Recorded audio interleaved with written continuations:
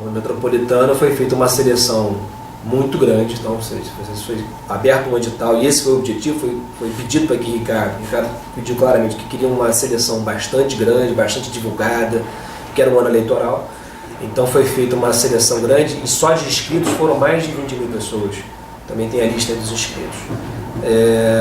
E naquele momento já tinha sido determinado, numa reunião comigo e com o Ricardo, que ele iria dividir e lotear entre vereadores e deputados da base, de 30 a 50 vagas para cada um. Mas havia provas? O que? Então, existiam as provas e essas provas todas foram conduzidas para que dessem o resultado que eles queriam de admissão daqueles grupos. Então, na realidade, isso foi um grande problema técnico, inclusive, que a gente teve. O nosso pessoal de RH criticava muito das avaliações mudando. A Livânia participou dessas discussões junto com a Iris da Casa Civil. E chegou ao ponto, por exemplo, de uma fraude específica nesse concurso? Várias notas foram adulteradas de candidatos. Digamos que candidatos que possivelmente estariam mais aptos tecnicamente a assumir em prol da saúde acabaram por ser prejudicados. Seria isso? Foram prejudicados, inclusive isso é uma das coisas que a gente reclamou. A orientação deles foi que a gente tentasse treinar, porque eles precisavam atender as demandas dos políticos, né?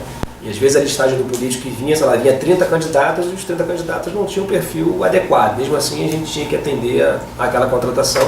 Isso gerou muita demissão no período de contrato de experiência. Então a gente teve que demitir muita gente, isso é facilmente comprovado. Muita gente foi desligada e demitida e foram recontratadas outras pessoas depois da lista. Então a gente atendeu, além das 1.000 pessoas contratadas, um número bem maior porque foram demitidas e contratadas. Quem eram esses políticos que indicavam que foram beneficiados? Eu posso te afirmar que foram mesmo que seja. Eu posso falar alguns dos nomes que eu vi as listas. Então algumas listas eu por acaso presenciei. Essa lista vinha nominada com o nome em cima, com um símbolozinho. Puxando um gancho, doutor Gatena, no anexo 11, lá tem uma nota de rodapé, em que o Daniel cita os deputados estaduais Wilson Filho, Ricardo Barbosa, Gervásio Maia, Vaz Bezerra. Ele cita, mas é só para a gente ver se ele vai atuar alguma coisa mais. Além desse? Tem, além desse, vereadores, Sandra. Que eu vi que foi muito citado, vereador e deputado estadual. Vereadores e deputados estaduais.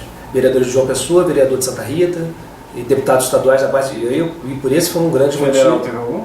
Teve. O Gervásio era candidato a deputado federal nessa altura. Eu acho que o Wilson Filho era deputado federal e veio coisa deputado estadual. Acho que eles trocaram, ele e o pai eles trocaram. Enfim, de um modo geral, todos os candidatos que eles tinham apoio, que era da base do governo, e eles indicaram e fizeram o detalhamento. A Iris teve um papel fundamental. E ela que centralizou o recebimento dos deputados e dos vereadores. E ela continuou no novo governo? Continuou no novo governo.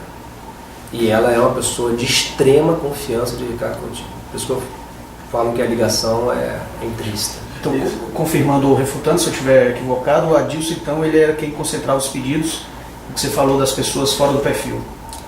Fora do perfil de atendimento. Do perfil de atendimento. Esses deputados da base, cujos nomes você simplificou, dizendo que havia outros, enfim, todos já.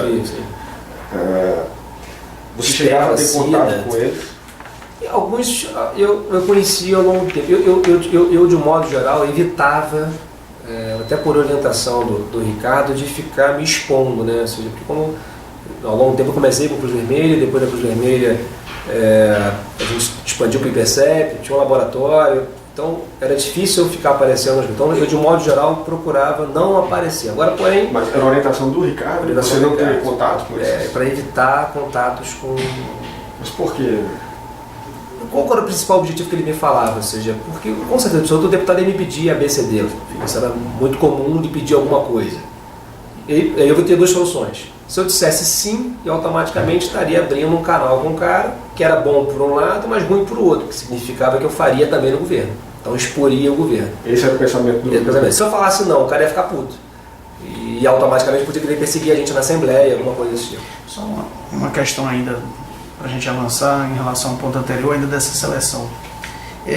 Essa questão de não contratar exatamente as pessoas mais aptas, a gente está falando de saúde. Saúde é um tema que é caro para a sociedade. Então, a pergunta seria o seguinte: isso não chegou a ser ponderado com eles? Olha, chegou diversas vezes. Talvez não por aí. Diversas vezes.